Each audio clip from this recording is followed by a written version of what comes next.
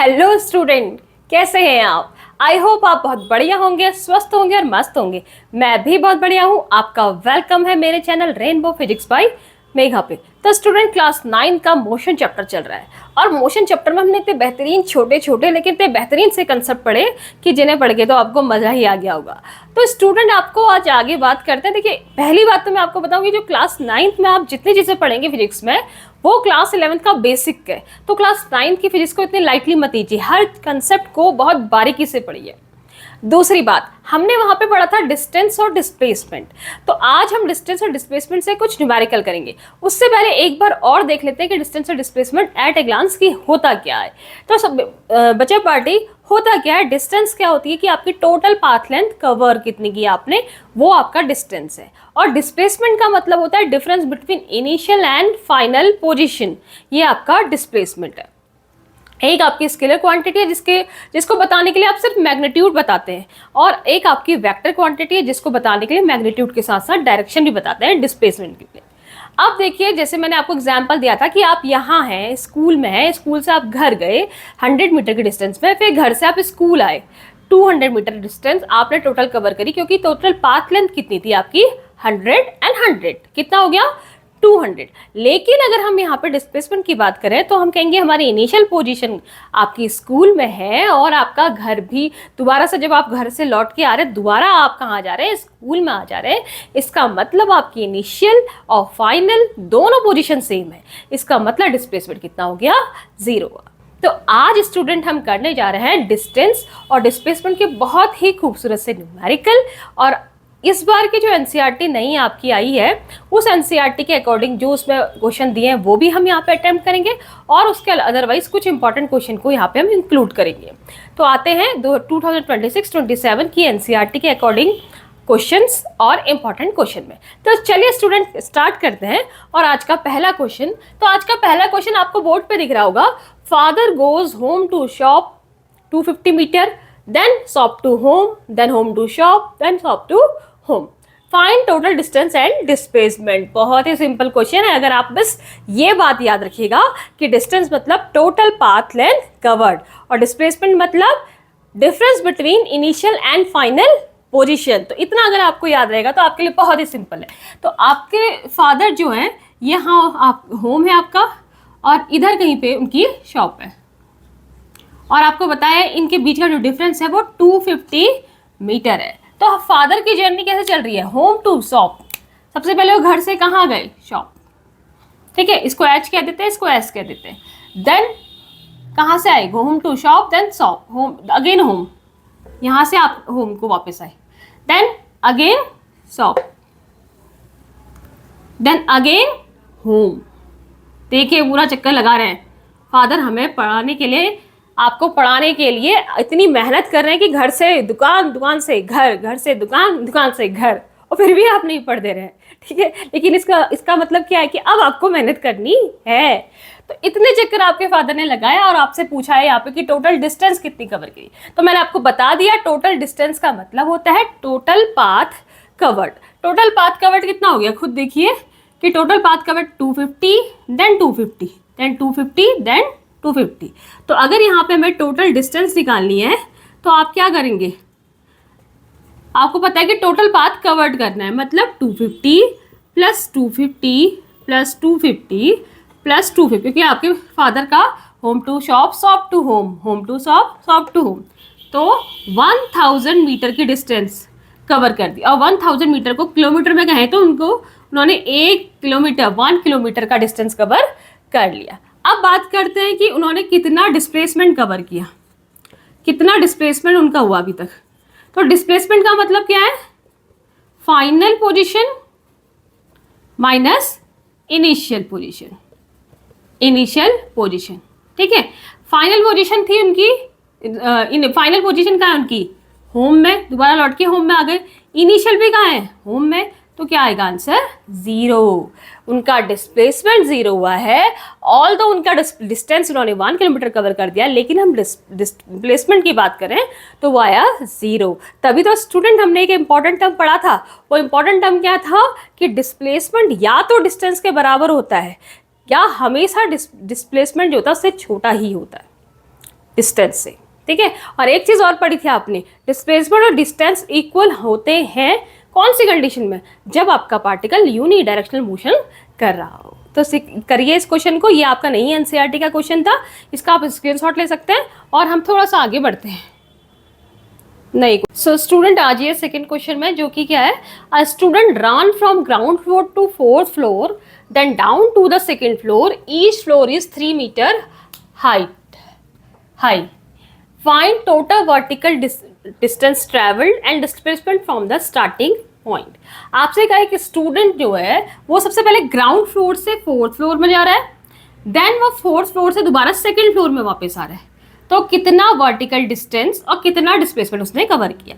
सबसे पहले वो है ग्राउंड फ्लोर में, ग्राउंड फ्लोर में कहाँ जा रहा है वो, फोर्थ फ्लोर में, तो उसने यहाँ से सीधे कहाँ गया, वो फोर्थ फ्लोर में, और यहाँ आते ही वो फोर्थ फ्लोर में पहुँच गया। फोर्थ फ्लोर में पहुँच के ये जरूरी नहीं है कि वो इसको टच कर रहा हो ऊपर जाके उसकी छत को ना, वो अब पहुँच चुका है, इतनी हाइट उसने कवर की है। यहाँ फोर्थ फ्लोर में आके, सपोज मैं इसे ए कह देती हूँ, इसे बी कह देती हूँ, तो इस बी पॉइंट पे आके अब वो दोबारा कहाँ पे वापस लौट रहा है, सेकंड फ्लोर में, सेकंड फ्लोर में लौट रहा है, तो वो कहाँ तक आ गया आपका, सेकंड फ्लोर तक, ये सी हो गया, ठीक हो गया। ग्राउंड फ्लोर से फोर्थ में गया, देन फोर्थ से किसमें वापस आ गया, सेकंड में आ गया। तो पहला पार्ट निकालना है इसमें, टोटल वर्टिकल डिस्टेंस। तो टोटल वर्टिकल डिस्टेंस कितनी होगी, देखो 3, क्योंकि 3 मीटर हाइट सबकी है, तो 3 3 3 3, मतलब कितना हो गया, 3 4 टाइम्स, 3 × 4 टाइम्स। देन नीचे कितनी हुई, ये भी वर्टिकल ही है ना, ये भी वर्टिकल है, तो ये भी वर्टिकल है, और डिस्टेंस कह रहा है तो प्लस माइनस नहीं होगा, पूरी ऐड होगी आपकी, क्योंकि डिस्टेंस है नॉट डिस्प्लेसमेंट, ठीक है। तो ये 3 3 3 3 ये हो गई आपकी, 3 और 3 ये हो गई आपका 3 × 2, तो 3 × 4 हो गया आपका 12, प्लस 3 × 6 2 हो गया 6, और 12 + 6 हो गया आपका 18 मीटर। तो डिस्टेंस निकालेंगे तो हम पे प्लस माइनस नहीं करना है, ध्यान देना है। ऐसा नहीं कि आपने कहा ये इतना ऊपर गया फिर उसमें से इसको सब्सट्रैक्ट कर दिया, ऐसा नहीं, क्योंकि मैं डिस्टेंस निकालनी है। तो हम टोटल पाथ कवर निकालेंगे, उसका टोटल डिस्टेंस कह रहा हूँ, वर्टिकल ऐड किया क्योंकि वो हॉरिजेंटल चल ही नहीं रहा है। अगर उसने वर्टिकल नहीं भी लिखा होता तब भी आप ऐसा करते। अब देखिए दूसरे पार्ट में से निकालना है डिस्प्लेसमेंट, कितनी कवर की उसने, स्टार्टिंग पॉइंट से कितनी डिस्प्लेसमेंट कवर की। अब देखिए डिस्प्लेसमेंट मतलब फाइनल पोजीशन है सी, ठीक है, और ये इनिशियल पोजीशन, इनका डिफरेंस, ठीक है, final position minus initial position. खुद देखिए इनका डिफरेंस कितना है, ये है इसका डिस्प्लेसमेंट, ये तो डिफरेंस है, ठीक है। तो डिस्प्लेसमेंट कितना हो गया इसका, 3 × 3, तो डिस्प्लेसमेंट 3 × 2 मतलब कितना हो गया, 6 मीटर, कितना हो गया, 6 मीटर। और अगर कोई पूछेगा ये आपका वैसे निकालना चाहो तो क्या लिखोगे इसको, ये 4 था आपका, कितना था 12, और ये कितना था आपका 6, तो ऐसे भी निकाल सकते हैं इसको, क्या 12 - 6 = 6 मीटर, ऐसे भी निकाल सकते हैं। ये दो तरीके आपके, ठीक है। 12 - 6 6 मीटर, ये क्या था इसका डिस्प्लेसमेंट हो गया आपका, ठीक हो गया। अगर डिस्प्लेसमेंट क्योंकि क्या होता है, एक वेक्टर क्वांटिटी होती है, डायरेक्शन भी होती है, तो हम क्या देख रहे हैं 12 में से 6 को माइनस कर रहे हैं, बड़ा क्या है आपका 12, तो डायरेक्शन 12 की डायरेक्शन में होगी, मतलब यहाँ होगी, तो डायरेक्शन क्या होगी इसकी, अपवर्ड। समझ में आ रहा होगा आपको। अगर हम डायरेक्शन को भी बताना चाहें तो 12 ये है और 6 ये, तो बड़ी वेक्टर को देखते हैं। देखो अभी हमने वेक्टर एनालिसिस नहीं पढ़ी है, वेक्टर एनालिसिस आप 11th में पढ़ोगे। बस थोड़ा सा आपको मैं हल्का सा क्लू देती हूँ कि डिस्प्लेसमेंट जब हम निकाल रहे हो, सपोज दैट आपसे जो एग्जामिनर है उसने ये भी पूछ दिया कि डायरेक्शन क्या रहेगी डिस्प्लेसमेंट की, तो आप देखेंगे कि बड़ा वेक्टर से छोटे वेक्टर को सब्सट्रैक्ट किया तो डायरेक्शन हमेशा किसकी होगी, जो बड़ा वेक्टर है आपका। तो बड़ा वेक्टर क्या है यहाँ पे 12, ठीक है, क्योंकि डिस्प्लेसमेंट वेक्टर क्वांटिटी होती है, तो ये इसकी डायरेक्शन अपवर्ड है, तो इसकी भी क्या होगी आपकी अपवर्ड। तो बहुत ही अच्छा क्वेश्चन था, नई एनसीईआरटी का है, इसको आप स्क्रीनशॉट खींच सकते हैं। आई होप इसको आपको समझ में भी आया होगा ये क्वेश्चन। नेक्स्ट क्वेश्चन में आते हैं इसके बाद। सो स्टूडेंट नेक्स्ट क्वेश्चन है क्वेश्चन नंबर 3। क्वेश्चन नंबर 3 में आने से पहले एक छोटा सा कंसेप्ट जो मैंने आपको बताया था उसको थोड़ा सा मैं और क्लियर करूं। मैंने कहा था स्टूडेंट की rest and motion both are relative term, absolute नहीं होते हैं, रिलेटिव होते हैं। रिलेटिव समझते हो ना आप, एब्सोल्यूट नहीं होते बल्कि क्या होते हैं, रिलेटिव होते हैं। तो रिलेटिव का मतलब क्या है, जब भी आप किसी बॉडी को बताते हो कि ये रेस्ट पे है या मोशन में है तो किसी के रिस्पेक्ट में आप बताएंगे, कोई आपका रेफरेंस पॉइंट होगा। आप जिसके रिस्पेक्ट में बताते हैं वो होता है, उसे कहते हैं रेफरेंस पॉइंट या फ्रेम ऑफ रेफरेंस। इसे ध्यान रखना, जो जिस भी के भी रिस्पेक्ट में आप बताते हो कि आपकी बॉडी रेस्ट पे है या मोशन में, उसे क्या कहोगे, रेफरेंस पॉइंट। या इसका एक और नाम है जिसको कहते हैं फ्रेम ऑफ रेफरेंस। अगर ये वर्ड कहीं पे आ गया तो इसको देख के कंफ्यूज मत होइएगा कि ये फ्रेम ऑफ रेफरेंस होता क्या। ये है आपका रेफरेंस पॉइंट या फ्रेम ऑफ रेफरेंस। जैसे मैंने आपसे कहा कि एक एग्जाम्पल दिया था कि ट्रेन चल रही है और एक बंदा जो है वो आपका स्टेशन पे खड़ा है, तो मैंने कहा था कि स्टेशन पे खड़े बंदे की जो पोजीशन है उसको किसके रिस्पेक्ट में बता रहे हो आप, ट्रेन में बैठे हुए बंदे के रिस्पेक्ट में या ट्रेन के रिस्पेक्ट में। देन उस समय आपका जो ट्रेन थी वो क्या थी, रेफरेंस पॉइंट या frame of reference.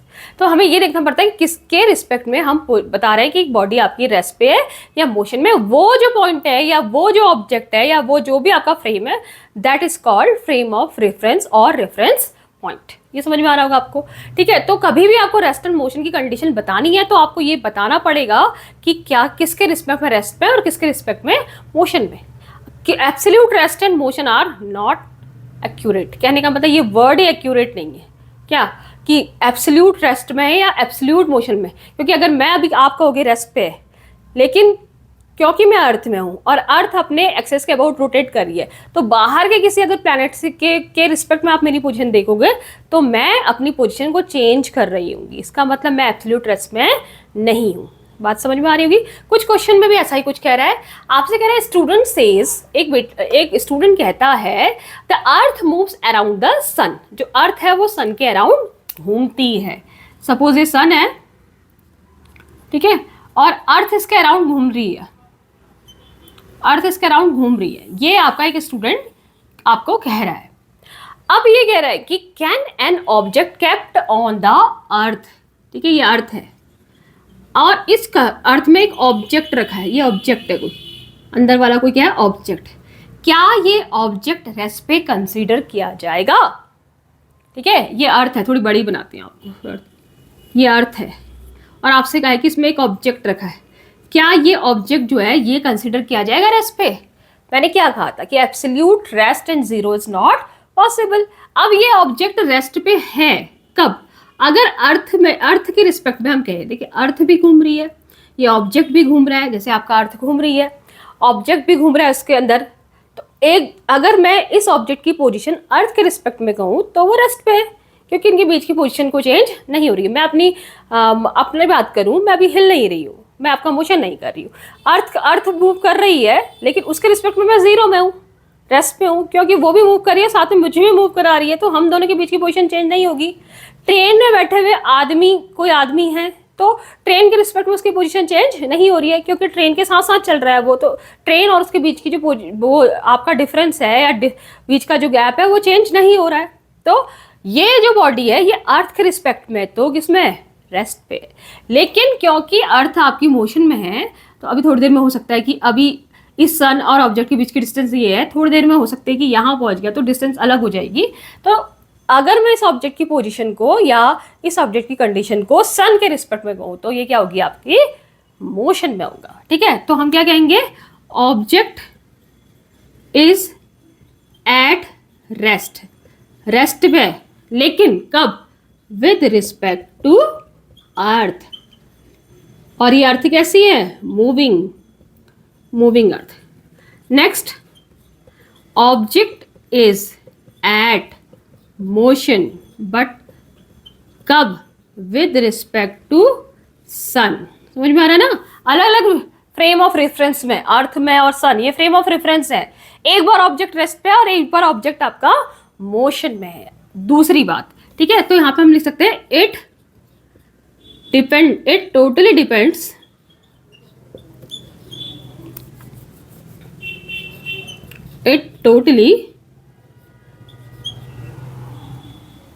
Depends upon frame of reference. ये पूरी तरह किस बात पर डिपेंड करता है, frame of reference, whether the object is in rest और इन मोशन। तो ये इसका कंप्लीट आंसर हो गया। आई होप आपको ये बात बहुत समझ में आई होगी अच्छे से और आपको रेस्ट और मोशन का कंसेप्ट भी क्लियर हुआ होगा। अब आते हैं हम नेक्स्ट क्वेश्चन में, इसका स्क्रीनशॉट ले सकते हैं आप। सो स्टूडेंट क्वेश्चन नंबर 4 पे आते हैं। क्वेश्चन नंबर 4 कह रहेगा कि an object has moved through a distance, can it have zero displacement if yes support your answer with an example. आपसे कह रहा है कि क्या कोई ऑब्जेक्ट जो कि एक डिस्टेंस कवर कर रहा है, क्या उसका जो डिस्प्लेसमेंट है वो जीरो हो सकता है? अगर हाँ तो एग्जाम्पल देके बताइए। को ऐसा एग्जाम्पल सोचिए स्टूडेंट जिसमें जो आपका ऑब्जेक्ट है वो डिस्टेंस तो कवर कर रहा है लेकिन उसका डिस्प्लेसमेंट जीरो है। तो एग्जाम्पल हम कई बार दे चुके हैं। जैसे मैंने आपसे क्या कहा कि जैसे फादर थे, फादर्स आपके होम से शॉप में गए, शॉप से फिर होम में वापस आ गए, डिस्टेंस कवर करी उन्होंने 100 + 100 200 मीटर, लेकिन डिस्प्लेसमेंट कितना था? जीरो। एक और एग्जाम्पल है आपका, तो ये हो सकता है नहीं हो सकता? यस, ये इट इज़ पॉसिबल, ये पॉसिबल हो सकता है। एक और एग्जाम्पल, अगर कोई बॉडी सर्कुलर मोशन कर रही है, सर्कुलर मोशन कर रही है और एक पूरा रिवॉल्यूशन कवर करे, एक पूरा चक्कर कवर करे बॉडी आपकी, ये सेंटर ओस के अबाउट बॉडी सर्कुलर मोशन कर रही है, तो एक पूरा रिवॉल्यूशन में उसका जो डिस्टेंस तो वो कवर करती है वो कितनी होती है? अगर आर रेडियस बोलेंगे तो डिस्टेंस कितनी करती है? 2πr। लेकिन उसका डिस्प्लेसमेंट क्या है? वो ओ से स्टार्ट कर रही है या ए से स्टार्ट कर रही है और ए में दोबारा वापस आ रही है, तो एक कंप्लीट रिवॉल्यूशन में उसका जो डिस्प्लेसमेंट है वो है जीरो। तो इसका एग्जाम्पल क्या हो गया? एग्जाम्पल हो गया अ बॉडी या एन ऑब्जेक्ट, ठीक है, मूविंग इन या moving in a circle for complete revolution. एक पूरे चक्कर के लिए किसी बॉडी का जो डिस्प्लेसमेंट है, डिस्टेंस तो होती है यहाँ पे, डिस्टेंस कितनी होती है?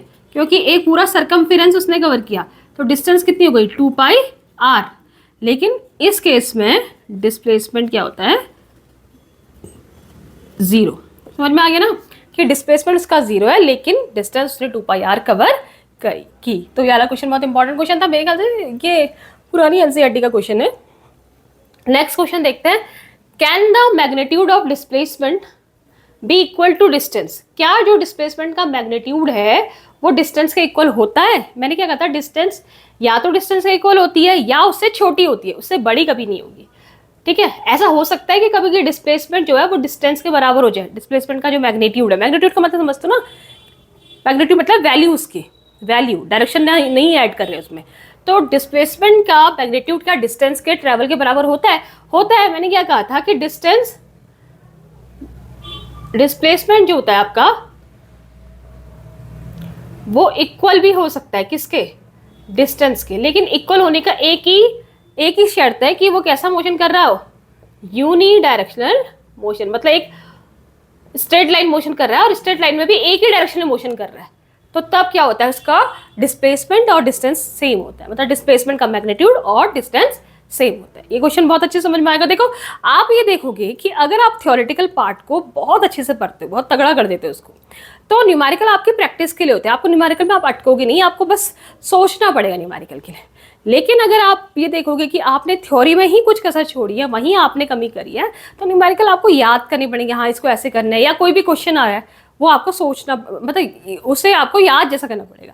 इसलिए पहला फोकस क्या होता है आपका फिजिक्स का या किसी भी साइंस के सब्जेक्ट का, कि आप थ्योरेटिकल पार्ट में अच्छी पकड़ कर लें, वहाँ पे अपने बेसिक बिल्कुल स्ट्रॉन्ग कर लीजिए, उसको डेप्थ तक पढ़िए, ताकि फिर किसी भी लेवल का क्वेश्चन आए आप उसको सॉल्व कर सकें। क्योंकि देखो ये मोशन का चैप्टर जो है वो काइनेमेटिक्स नाम से आपका 11th क्लास में मिलता है। अगर आप यहाँ पे डेप्थ में पढ़ते हो तो डिस्टेंस डिस्प्लेसमेंट को बहुत डेप्थ में पढ़ लोगे, तो इससे रिलेटेड कोई 11th का क्वेश्चन भी आप थोड़ा बहुत सॉल्व कर सकते हो, ठीक है। तो इसको बहुत बारीकी से पढ़ो, थ्योरेटिकल पार्ट में पकड़ अच्छी मजबूत करो, ठीक है। ये वाला क्वेश्चन देखिए। अब इस क्वेश्चन में क्या है, एक पर्सन है, इसमें डायग्राम में शो कर दिया ओ पॉइंट पे, पहले जो t=0 टाइम पे ओ पॉइंट पे, फिर वो डिस्टेंस कवर करता है 20 40 60 80 100 तक दिखाया है। उसके बाद वो डिस्टेंस कवर करता है, बी पहुंच जाता है, ओ से पहले बी पहुंचता है, बी जब वो बी पहुंचता है तो टाइम 4 सेकेंड हो रहा है और डिस्टेंस दिख रही है आपको। फिर वो ए तक जाता है, तब कौन से टाइम में? 10 सेकंड में, यानी कि मतलब 0 सेकंड से अगर उसने जर्नी स्टार्ट की तो 4 सेकंड में बी पे, 10 सेकंड में वो ए पे। फिर वो रिटर्न बैक करता है और 16 सेकंड में वो यहाँ पहुँच जाता है, 4 सेकंड पे यहाँ, 10 सेकंड बाद तक यहाँ पहुँच जा रहा है, मतलब यहाँ से 10 काउंट हो रहा है बेटा, यहाँ से टाइम t=0 से, ठीक है। जैसे सपोज वो 10 बजे चलना स्टार्ट कर, तो 10:04 पे यहाँ, 10:10 मिनट कह रही हूँ, सेकंड में 10 के बाद 10 सेकंड में यहाँ, 10 के बाद 16 सेकंड में यहाँ पहुँच रहे हैं, ठीक है, आपसे पूछा है कि ये जो कवर किया है इसने, इसमें टोटल डिस्टेंस कितनी कवर करी, खुद देखिए कितनी कवर करी। 0 से यहाँ पहुंचा, मतलब 100 तो ऐसे गया, प्लस फिर इधर आया कितना, 100 से 80 60 40 तक पहुंचा, कितना है ये 20 20 20, मतलब कितना है 60। तो कितना कवर कर लिया उसने, जो डिस्टेंस कवर कर लिया 60 मीटर टोटल डिस्टेंस। डिस्प्लेसमेंट का हो तो फाइनल और इनिशियल पोजीशन, फाइनल पोजीशन उसके यहाँ पे है बी पोजीशन पे, इनिशियल है उसकी ओ पे, तो इसका डिफरेंस क्या है बी और ओ के बीच का, कितना है ये 40 मीटर। ठीक है, तो टोटल डिस्प्लेसमेंट भी आ गया, कितना आ गया आपका 40 मीटर। ठीक है, लास्ट क्वेश्चन इसमें क्या है, last distance and displacement when it returns to O again, जब वो ओ पे दोबारा लौट जाता है, मतलब इतना घूम के फिर इधर जाके यहाँ पे लौट जाता है, तो डिस्प्लेसमेंट साफ दिख रहा है कि डिस्प्लेसमेंट कितना हो गया 0। डिस्टेंस कितनी कवर करी इसने, फिर यहाँ से यहाँ गया, यहाँ से घूम के इधर आ गया, तो 100 इधर और 100 इधर, कितना हो गया आपका 100 प्लस 100, कितना हो गया आपका 200 मीटर। और डिस्प्लेसमेंट 0, क्योंकि जहाँ से स्टार्ट कर रहा है वहीं वापस आ रहा है। तो स्टूडेंट आई होप आपको ये क्वेश्चन समझ में आया होगा। बढ़ते आगे क्वेश्चन की ओर, आप चाहो तो इसका स्क्रीनशॉट ले सकते हो, क्योंकि क्वेश्चन अलग से नहीं है, ये क्वेश्चन मैंने लिखा दिए पूरी तरह से। सो स्टूडेंट आज की क्लास के लास्ट क्वेश्चन में आते हैं। An object is moving in a circular path, एक ऑब्जेक्ट आपका सर्कुलर पाथ में मोशन कर रहा है, from A to B then C then D then A, ऐसे मोशन कर रहा है, मतलब होगा क्लॉकवाइज डायरेक्शन में घूम रहा है। आपको डिस्टेंस और डिस्प्लेसमेंट बतानी है A to B, A to C, A to D और ए टू ए में। ठीक है, एक एक करके करते हैं, ये क्वेश्चन बहुत इंपॉर्टेंट है। ऐसा नहीं कि ये चारों पार्ट एक में ही आपको आगे का मिल जाएंगे, क्योंकि 11th का क्लास का भी क्वेश्चन है एक तरफ से ये, लेकिन आपको आना चाहिए कि क्वेश्चन होता कैसे है। अगर ऐसे सर्कुलर पाथ में आता है तो हर कंडीशन आनी चाहिए, हो सकता है कि पार्ट्स में आपका ये क्वेश्चन पूछा जाए। तो सबसे पहले आपसे ए टू बी पूछा है। ठीक है, आप खुद सोचिए, पहला पार्ट कर रहे हैं हम ए टू बी वाला। ए टू बी आपका कुछ ऐसा है, यहाँ से एक क्वार्टर आपका सर्कल ये घूम रहा है, क्वार्टर 1/4 सर्कल ये घूम रहा है, ऐसा कुछ है ए टू बी में। ठीक है, ये है ए, ये है बी, यहाँ से यहाँ जा रहा है, और रेडियस आपको दे रही है 5 सेंटीमीटर की दे रही है। ठीक है, चलिए हम ऐसा करते हैं, इसको आर मान के करते हैं, जो भी आपकी वैल्यू आएगी आप उसको पुट करेंगे जब आपका क्वेश्चन आएगा। ठीक है, तो रेडियस आपको आर दी है और ए टू बी आ रहा है। ठीक है, तो डिस्टेंस तो कवर करी उसने ये पाथ। ठीक है, तो डिस्टेंस की बात करेंगे तो यहाँ पर डिस्टेंस कितनी होगी, कितना पाथ कवर किया उसने, टोटल सर्कमफेरेंस का 1/4 है, टोटल सर्कमफेरेंस पूरी है बेटा, उसका सिर्फ 1/4 पार्ट कवर किया उसने। तो टोटल सर्कमफेरेंस का फॉर्मूला होता है 2πr, उसका भी 4th हिस्सा इसने कवर किया है, तो ये कितना आ गया आपका πr/2, 2πr/4 या πr/2 डिस्टेंस कवर करी। अब अगर आपको क्वेश्चन में आर की वैल्यू दी है तो पाई के फॉर्म में भी निकाल सकते हैं, और पाई भी रखो कहेंगे तो आप सॉल्व कर सकते हैं। डिस्प्लेसमेंट की बात करें तो डिस्प्लेसमेंट कितना है इसका, डिस्प्लेसमेंट होता है आपका इनिशियल और फाइनल पोजीशन का डिफरेंस। तो फाइनल ये है, इनिशियल ये है, तो इसके बीच का जो शॉर्टेस्ट पाथ होता है वो होती है डिस्प्लेसमेंट।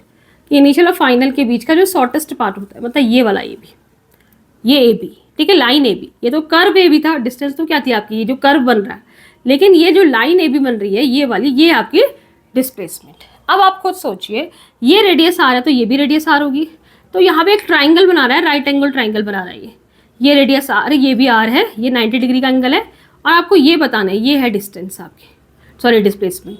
तो आपने पाइथागोरस थ्योरम लगाई, तो आपने कहा कि जो ए बी का स्क्वायर है वो किसके इक्वल है, r square plus r square या 2r स्क्वायर। तो ए बी कितना आएगा आपका √2r स्क्वायर, आर बाहर आ गया तो √r√2, तो डिस्प्लेसमेंट कितना आ गया r√2। ठीक है, आई होप आपको पहला पार्ट अच्छे से समझ में आया होगा। दूसरे पार्ट में आते हैं, दूसरे पार्ट में अभी बॉडी कहाँ से मोशन कर रही है, ए टू सी वाले पार्ट में आते हैं। ए टू सी मतलब हाफ सर्कल कवर कर रही है वो, ऐसा हाफ सर्कल ए टू सी ऐसे जा रही है। तो डिस्टेंस तो है ये कर्व वाला पार्ट, ये डिस्टेंस है। डिस्प्लेसमेंट इनिशियल और फाइनल के बीच की डिस्टेंस ये वाली आपकी क्या है, डिस्प्लेसमेंट है, ये समझिएगा। ठीक है, तो मैं डिस्टेंस बात करूँ तो डिस्टेंस कितना हो गया, पूरा सर्कमफेरेंस होता है 2πr, उसका आधा है, तो 2πr का आधा मीन्स 1/2, और आंसर कितना आ गया πr। डिस्प्लेसमेंट की बात करें तो डिस्प्लेसमेंट कितना है, फाइनल और इनिशियल पोजीशन के बीच की शॉर्टेस्ट डिस्टेंस, ये इनिशियल पोजीशन है, फाइनल, इसके बीच की डिस्टेंस शॉर्टेस्ट यही तो है, और ये कितनी है ये भी आर है रेडियस, ये भी आर है रेडियस, तो डिस्प्लेसमेंट कितना हो गया 2r। कितना आ गया 2r। ये आपका सेकेंड पार्ट हो गया। ठीक है, थर्ड पार्ट में आते हैं A to D. A to D का मतलब होता है ऐसे गया और देन ऐसे लौटा, यहां से आ गया और यहां से यहाँ लौटा। ये है ए टू डी। अब दोबारा देखिए, ए टू डी में अगर हम डिस्टेंस कहेंगे तो ये है डिस्टेंस पूरी, ये वाली सर्कमफेरेंस का 3/4 पार्ट, मतलब 1/4 1/4 1/4 कितना हुआ 3/4 पार्ट। तो डिस्टेंस की बात करेंगे तो डिस्टेंस अभी केस में क्या होगी तुम्हारी, सर्कमफेरेंस 2πr, उसका 3/4 पार्ट, 3/4 पार्ट मतलब 3/2πr। समझ में आ रहा होगा ना, पूरा 2πr है, उसका 3/4 हिस्सा है, मतलब ये 1/4 हो गया, 1/4 1/4 कितना हो गया, ये 1/4 1/4 1/4 कितना पार्ट हो गया 3/4। तो पूरा 2πr था, उसका 3/4 हिस्सा कितना हो गया तुम्हारा 3/2πr। या ऐसे भी कर सकते हैं इसको, ये कितना आ रहा था आपका πr/2, ये भी πr/2, ये भी πr/2। πr/2 को 3 टाइम से अगर हम ऐड कर देंगे तो 3πr/2। डिस्प्लेसमेंट क्या है यहाँ पे, ए इनिशियल और ये फाइनल के बीच की शॉर्टेस्ट डिस्टेंस। तो हम ये शॉर्टेस्ट डिस्टेंस क्या है आपकी ये वाली, और ये वाली डिस्टेंस कितनी है आपकी, ये आ रहा है, ये आ रहा है, तो ये कितनी होगी r√2। तो अगर हम डिस्प्लेसमेंट की बात करेंगे यहाँ पे तो डिस्प्लेसमेंट कितना आएगा आपका r√2। ठीक है, आई होप आपको अच्छे समझ में आएगा। दोबारा पाइथागोरस नहीं लगाया, एक बार लगा दी, यहाँ पे भी वही होगा, r और r पाइथागोरस अप्लाई किया, ये कितना हो गया आपका r√2। फोर्थ पार्ट क्या आपका a टू a आ रहा है। अब a टू a मतलब ऐसे घुमा और घूम के दोबारा से a में ही वापस आ गया। ठीक है, तो डिस्टेंस कितनी कवर करी इसने, पूरा एक सर्कमफेरेंस। ठीक है, पूरा एक सर्कमफेरेंस। तो अगर हम डिस्टेंस की बात करें तो पूरा एक सर्कमफेरेंस मतलब कितना हो गया आपका 2πr। और डिस्प्लेसमेंट की अगर हम बात करें तो जहां से स्टार्ट किया वहीं पे दोबारा वापस आ गया, तो डिस्प्लेसमेंट कितना हो गया 0। बहुत ही अच्छा क्वेश्चन, इसके सारे पार्ट कर लीजिएगा। एक साथ जरूरी नहीं पूछा है कि सारे क्वेश्चन पार्ट पूछे जाएंगे, लेकिन ये पूछे जा सकते हैं अलग अलग पार्ट्स में। बहुत इंपॉर्टेंट क्वेश्चन आपका 11th में भी बनता है ऐसा ही क्वेश्चन एक आपका। तो स्टूडेंट बहुत इंपॉर्टेंट क्वेश्चन आज हमने करे डिस्टेंस और डिस्प्लेसमेंट के भी सिर्फ। ठीक है, इसमें हमने को नई वाली एनसीईआरटी भी कवर करी, कुछ पुरानी एनसीईआरटी क्वेश्चन भी लिए और कुछ इंपॉर्टेंट क्वेश्चन भी लिए। ठीक है, तो स्टूडेंट ऐसे क्वेश्चन हम कंबाइंड फॉर्म में बाद में भी कराएंगे जब चैप्टर खत्म हो जाएगा एग्जाम प्रैक्टिस के हिसाब से। अभी के लिए सफिशिएंट है, हम आगे टॉपिक को आगे बढ़ाएंगे। तो स्टूडेंट अगर आपको वीडियोज़ अच्छी लग रही हैं, पढ़ाया हुआ समझ में आ रहा है, तो चैनल को सब्सक्राइब कीजिए, शेयर कीजिए, लाइक कीजिए, अपना प्यार दिखाइए और बहुत खुश होकर पढ़ते रहिए। कहने का मतलब जितना भी पढ़ रहे हैं खुशी खुशी पूरा मन लगा के पढ़िए, फिक्स रूटीन बनाइए। जब आप 9th क्लास में आ जाते हैं तो जब 8 तक हम थोड़ा सा फ्लेक्सिबल होते हैं, हम थोड़ा टाइम पढ़ते हैं और चीज़ों को भी देते हैं, 9 से भी दे सकते हैं और चीज़ों को, लेकिन 9 से एक फिक्स रूटीन जरूर होना चाहिए आपका, क्योंकि 9 से बच्चा ओरिएंटेड हो जाता है अपनी गोल की तरफ। उसे एक गोल फिक्स कर लेना चाहिए कि हम ये करेंगे आफ्टर 12th, ये हमें करना है हमारा गोल। और 9 से ही उसको कैसे बेसिक्स अपने बनाने हैं और अपने गोल के अकॉर्डिंग कैसा पढ़ना है, वो उसके दिमाग में एक रोड मैप तैयार होना चाहिए। आप अब इतने बड़े हो चुके हो कि आप अब डिसाइड कर सकते हो कि आपको फ्यूचर में कहाँ को जाना है, और उसके लिए अभी से आपको कैसे अपने फंडामेंटल तैयार करने हैं। तो स्टूडेंट ऐसे ही खुश रहिए, मुस्कुराते रहिए, स्वस्थ रहिए, मस्त रहिए। Have a nice day.